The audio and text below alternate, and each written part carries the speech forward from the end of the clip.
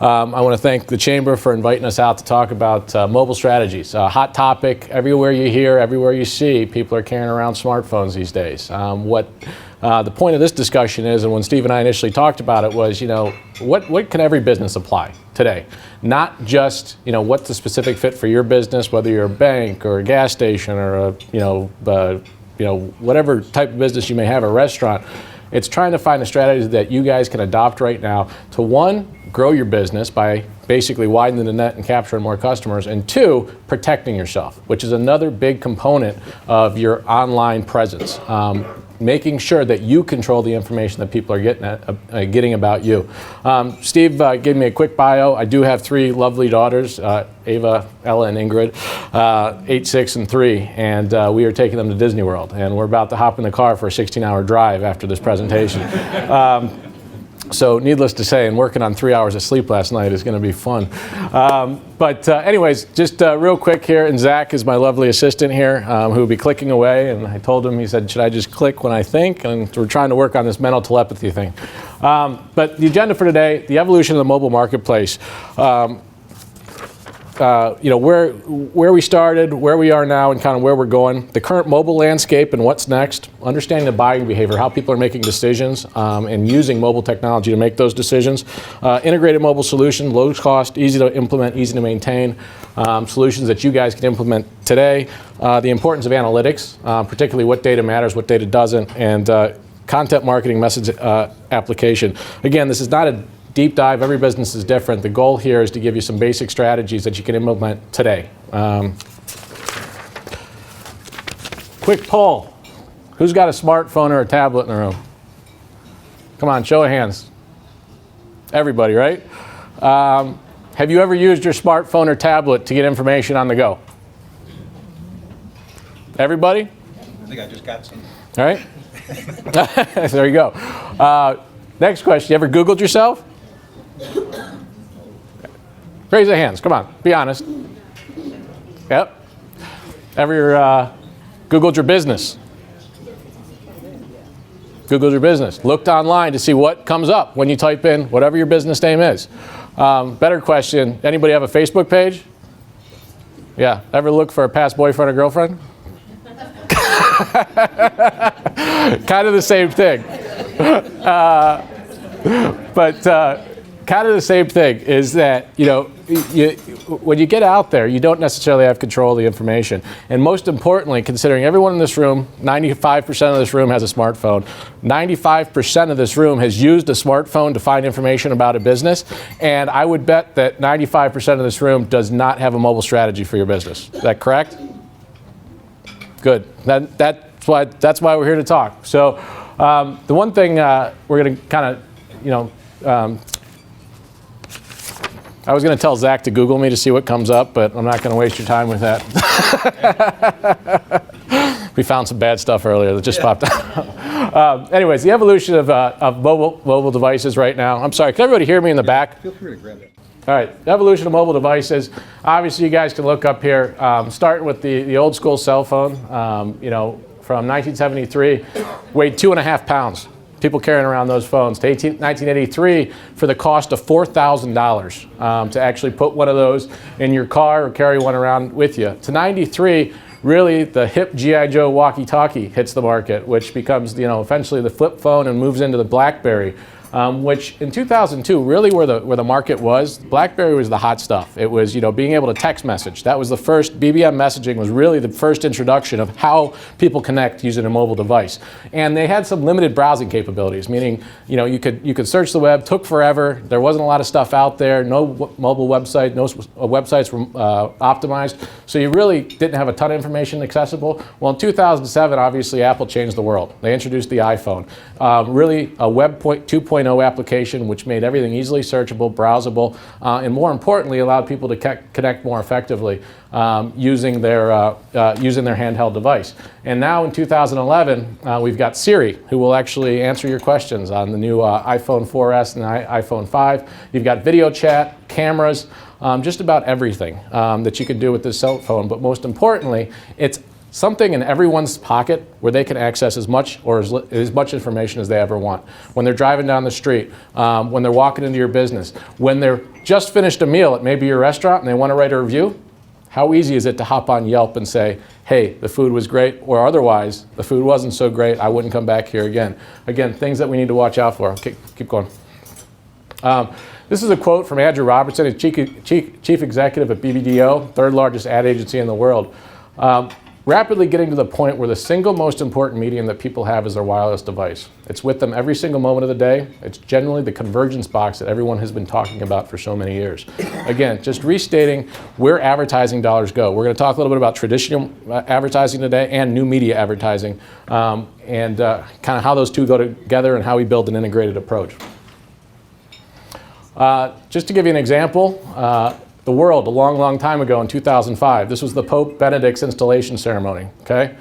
Let's see what happens in 2013 with Pope Francis. Yeah. Notice the difference? Flip back one. I think I could count one flip phone right over here in the corner. Flip to the next one. Look at that. Exactly, lit up the whole square. And again, look right here what happened. Pope Francis, right after his installation, the first thing he does, tweets. The Pope, 76-year-old man, is getting on to tell the world. I'm sure actually he probably didn't do it, but is getting on there. And just to put things in perspective, as of 2012 came to a close, the U.S. had 116 million smartphone users, and the number of mobile connected devices globally will soon exceed the number of people. Meaning most people now carry an iPhone, an iPad. If you have an Android, you're carrying the Google Nexus device or Kindle, I couldn't think of it, or Barnes & Noble, the Nook. God, you guys, see, you should be teaching this, not me.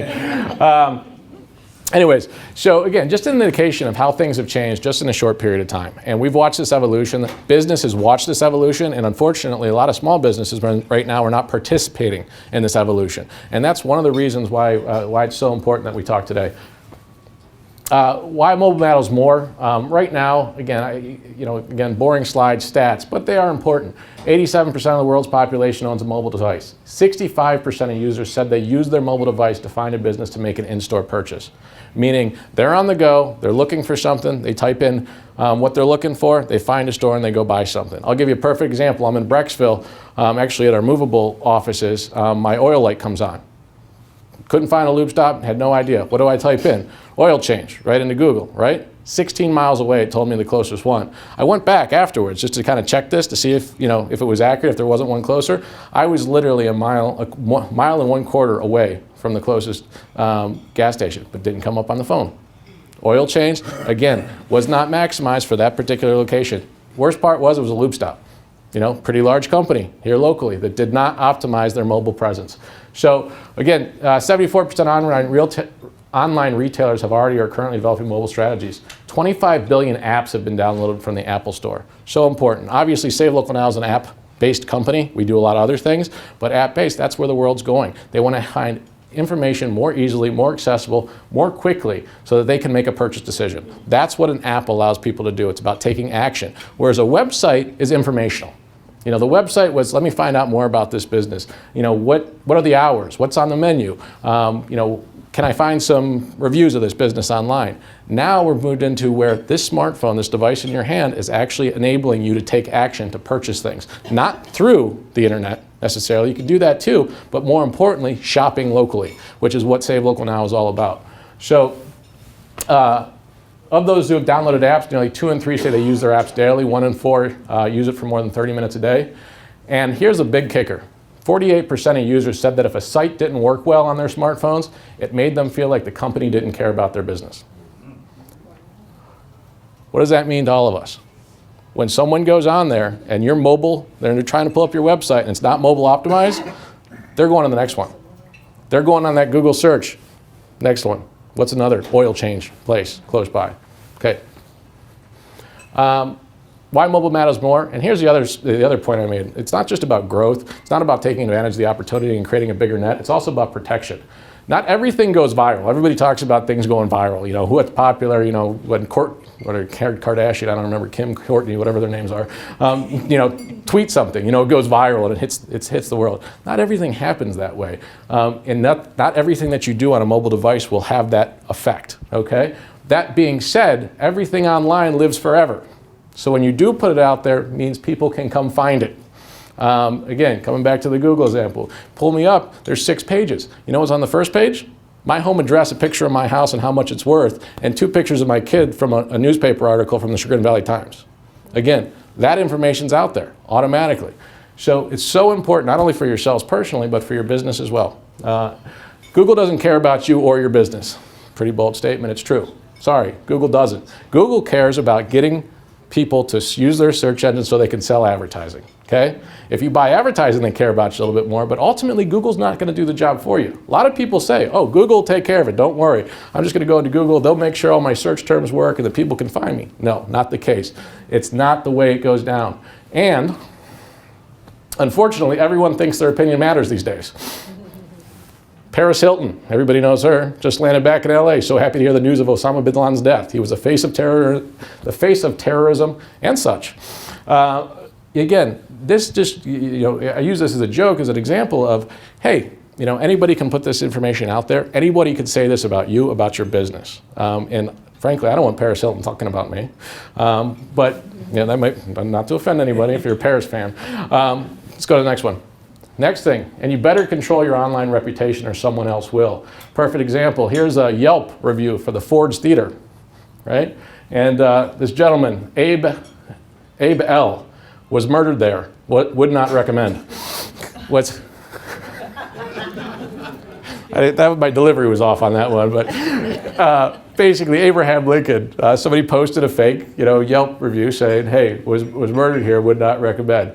And again, a quote from Benjamin Franklin, it takes many good deeds to build a good reputation and only one bad to lose it. Again, what comes up first when someone types in your business's name, types in your name, is typically how they start to make the decision. Now, will they avoid everything else? No, but that's a clear indication of the direction the information is going to go. Next one. New media versus traditional media. I know we're talking a lot about, online, and what is online? What is mobile? Well, mobile is part of new media, okay? And new media is defined as media that can be accessed on digital devices, okay? Traditional media, on the other hand, is everything that existed before the internet. Okay, you got your newspapers, your postcards, your newsletters, your TV, your radio advertising, okay? That's all in traditional media. And traditionally, for traditional media, it's expensive, okay? Running an advertisement costs money, and every time, and there's no guarantees that it's gonna work. It's effective, I'll give you that, because most newspapers, when you place that advertisements, radios, TV, they have demographic information, they know where you're targeting, they know how to help you target effectively. Static, this is a big problem. Once you put it out there, it typically doesn't change. And if you do want to change it, you have to go through a lot of work to change that message. So you have to involve other people, you have to go through the process. So once you put something out there, it's out there, and you can't necessarily take it back. It's measurable, meaning, you know what, can you tell when people do shop in your store, come to your business based on the newspaper ad that you wrote? If you ask them. How many people ask how you found out about us when somebody walks in your door? It's great. It's what you should every single time, because that's how you get feedback in a traditional media setting. That's the only way to really get it, unless you're advertising something where you have to bring in a particular coupon or some redemption, which, again, when anyone can get that information online right now, they're not going to print something off on their computer or out of the newspaper, cut it out, and then bring it into business. The chances they'll remember that coupon, come on. Now the chance they're gonna remember their phone before they leave the house. If it's on there, they have access, they can do it. Limited reach, again, as I said, you have demographics, you have information about who's out there, but again, it's limited to that first distribution. When that newspaper goes out, people read it, it's gone, it's in the garbage. Limited lifespan, again, most of the time. Limited lifespan, I say, when you put it out there, it runs, it's gone. Well, that doesn't mean someone else can't pick it up and post it. It doesn't mean someone can't use one of their smartphones, take a picture and post it online and post a comment about it. So, limited lifespan is one thing, but everything can find its way online right now. If the newspaper's not doing it, if somebody else isn't, if the radio's not doing it, someone else can. New media, again, cheap. And I'm going to show you some examples. Obviously, Save Local Now is free to every Morrisville Heights Chamber member, but shameless plug. But there's a number of other options out here, and that's not what this is about. This is about to give you the keys to start a mobile strategy, and that's what we're going to talk about a little bit more. But effective, meaning once you put it out there, you're comfortable with it, you're reaching a lot of people, and the reach will continue. And you will always be there. As I said, everything lives forever online. That's a good thing in most cases when you're promoting your business. Because when you're putting good information about a newsletter, about a new customer, about a testimonial that you got, when you're putting that information out there, it lives forever, and it will go into that search engine. It will start to climb as people continue to click on your business. But there's also things that you can do to make sure that goes up to number 1, number 2, and most importantly on the first page of Google. Dynamic. Doesn't work, take it down and change it. So one thing we say with Save Local Now all the time is, you know what, try a deal. Deal doesn't work, well, it's a bad deal. Try another one, make it better. Worst case scenario, you get too much business. That's not really a worst case, but you get too much business, you can always take it down. So you have the flexibility, within your own business to control the content that's being distributed versus having to rely on someone else to pull it back. Measurable, real-time statistics. Most sites now, most directory services provide real-time statistics, meaning who's coming to see you. You've ever heard of Google Analytics, right? Who's going to your website, what the trends are, who's coming, how much time they're spending, the bounce rate. I'm not going to get into all of what that means, but the important part is you can actually see people coming. When you make a change to your website, when you start doing something differently, you can actually look at that uptick and say, hey, that worked, or that didn't work. I should need to try something else. So it gives you information you need to make business decisions. Unlimited reach, unlimited lifespan. Again, risk reward. It goes, it goes, it goes, it continues. The share button right now, how many people in here have shared something? I would imagine a lot, yeah? Exactly. So you share it to one friend becomes a Facebook share. Average person on Facebook has 250 friends. All of a sudden, 250 friends just saw what you shared with a friend. Cute quote, whatever the picture of the cat, never know. But that's a great thing for business. You can't get that anywhere else. Okay? Unlimited lifespan, again, once it's out there, it's there. The integrated approach is important. I'm the first person to tell you, and Save Local Now is a perfect example. We don't do just non-traditional media. We don't do just online advertising. I mean, what's the point of these? This is something somebody can hold, show that it's real, and hopefully create an action.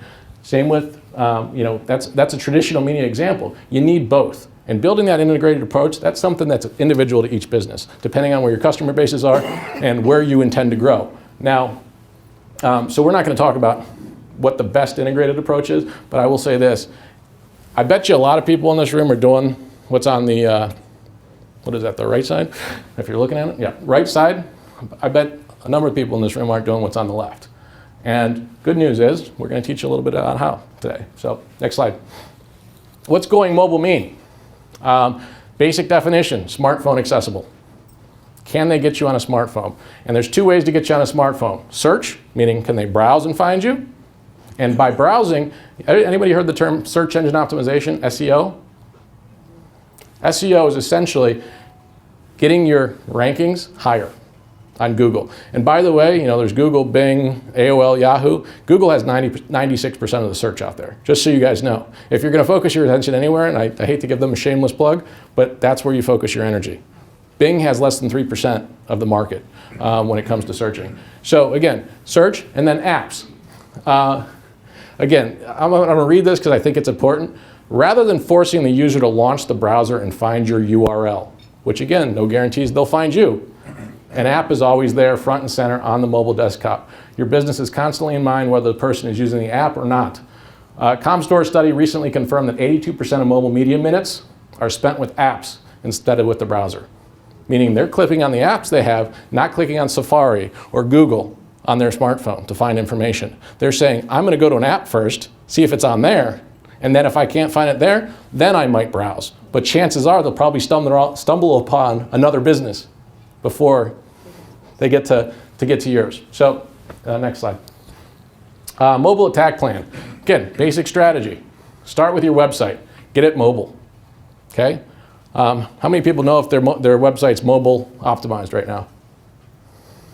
Yeah, handful. That's so important right now. When you search on that smartphone, it's not mobile optimized. It's going to look, you're going to have broken links, you're going to have links. People aren't going to be able to collect the information. Pictures won't show up. Again, coming back to that previous quote, 48% of people would make their purchase decision based on that, the fact that the website doesn't work. Good news for that, and I don't know if there's any web developers in here, very inexpensive to upgrade your mobile website. We're talking less than 500 bucks. If anybody charges you more, call me, okay? Honestly, to take it mobile, and again, keep it simple is what I would say. You don't have to put your entire website on there. What you want to do is give them information they would be looking for. Think about what your business does. Think about the information that would be useful to someone when they're looking for you.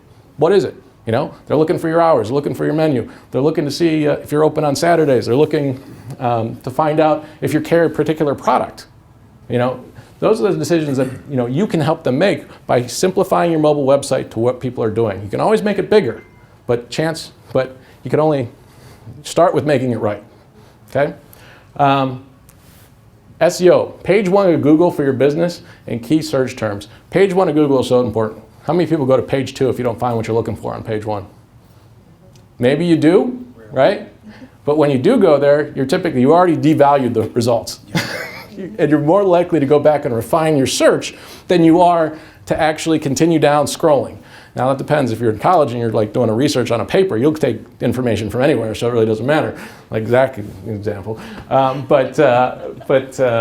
when he has a project for us. But again, page 1 is so important. How do you do that? Not only for your business, by your business name, it's by key search terms, meaning how do you identify your business? Again, I'm going to use Save Local Now as an example here. Every single business in this room has a profile set up on Save Local Now. We give you the ability, obviously with your business, the information is already in there, but we give you the ability to actually choose search terms, keywords. What we do with that information is push that up to Google and Bing and basically start identifying you with the terms that you choose instead of having Google have control. You know, Google's great, but ultimately they're going to find, their system is based on capturing tidbits of information and then trying to apply them across broad swaths of the community, of the world, basically. So, frankly, having that page 1 placement, yeah, you can accomplish that through Save Local Now. You can do that through Google+. You can do that through Yelp, okay? But more importantly, you can also do that by, whether it's relying on us or hiring someone to do search engine optimization. And again, tell you right now, search engine optimization, $50 a month. That's probably the top line. So we're talking $500 to get your mobile website optimized, $50 a month to really focus on key terms, placement, and getting your rankings up. Okay? So not a huge investment, but probably worthwhile considering where the world's going based on the facts we're talking about. You have content. Use it to expand your reach. This is the other main thing that we try to tell people. You guys have everything. You guys talk about your business every day. You live it just like I do every single day. You're creating content. You're creating testimonials. You're creating information about your services that you provide. You have that content. So it's real easy to push that into the mobile world. You just have to take the step, make it an action item, and do it. And again, use the free stuff. And we'll go to the next slide. There's one big free one. But you use Save Local Now, you use Facebook, you use Twitter, you use Google+, you use Yelp. Facebook page, people got them for their business? How many? Show of hands. Yeah, 3, 4, 5. Again, so important. How many people go on Facebook right now? Facebook's doing a lot of creative stuff. I'll be honest with you. We're looking at our business model and with Facebook, with Google+, with Twitter, everything else that's out there. We use these services. But ultimately, having that Facebook page, people are spending more and more time on Facebook. I actually didn't have the stat in the presentation, but it's a sickening amount of time people spend on Facebook. And they can find your business. When they look for it there, same thing. Also can create a like. Talking about that sharing and multiplying users, multiplying customers. Someone likes your business, all of a sudden their network is notified. Why did they like that business? Let's go find out a little bit more. Again, call to action, get information. So again, you've got Save Local Now, Facebook, Twitter, Google+, Yelp. It's all out there. And I'll be honest with you, to get set up on your business on any of these services, less than 5 minutes. Upload your logo, put in your hours, put in your correct information. Google's already got you in there. And I'll bet you guys will find that when you go look. They probably have wrong information about your business. They may have it right, but they might have it wrong. So again, it's important that you control the information. It's easy to log in, update that information, and then guess what? As soon as you do that, now Google associates you with your business terms, the things that you put in to describe yourself. Automatically, you're starting to see some benefits with the search engine optimization. Okay? Free is a good place to start. Basically, this says don't build your own iPhone app. Why is that? Real estate. You know, when you think of your smartphone, you don't have 500 apps on there because you're not going to use them, one. And two, you want to have it on the first 3 screens. So real estate's important. If they're not using an app, they delete it. So it doesn't make sense for a business to build its own app because, frankly, you're going to get pushed out by everything else that people are doing with the cameras and the Save Local Nows, the Groupons, the Yelps, all that stuff, all that information, the Googles, everything that's on there. So, take advantage of what's already out there. The established app, free access to already built-in marketing tools. Again, that's their job. Google is there to promote you, but they don't care about how they do it. They're just about creating a resource of information. They don't care if it's right or wrong. Free access to any other built marketing tool. Sorry, I just repeated that. Association of your business with an established brand. Same thing. You're on there, as we talked about. If you're on there, all of a sudden there's credibility established. That you have a presence, that you're a real business because you've partnered with one of these companies. Cross-marketing with other business customers in your area. This is a huge thing. We talk about this all the time with Save Local Now. It's a cross-pollination effect. Every time you market and advertise your business through one of the apps and you attract a customer there, it's also promoting everyone in this Chamber of Commerce. That's our call to action, is frankly, someone comes on there, they're not only getting access to your business, they're getting access to every single business in the Chamber, which means they're going to come back. Because if it's just you and your app, and they needed you for that particular moment, the chances are you don't have a business that someone needs you every single day. So that app's going to go away. But when they can come back and find that information and search on it and get the information they're looking for in one place, they will always keep coming back. And again, I say this again, Google will not do it for you. We always say this, and believe me, years ago I said, oh, Google's so smart, they'll figure out how to do it. No, they won't. You guys control your own business, you own your business, you're the one who benefits from it or suffers when business isn't good. So focus there. All right, next slide. Content marketing, I bring this up. So let's start, kind of strategy. Strategy 1 is get a mobile website, get it search engine optimized, take advantage of the free stuff that's out there, get on the mobile app, right? Take the basic information you guys already have.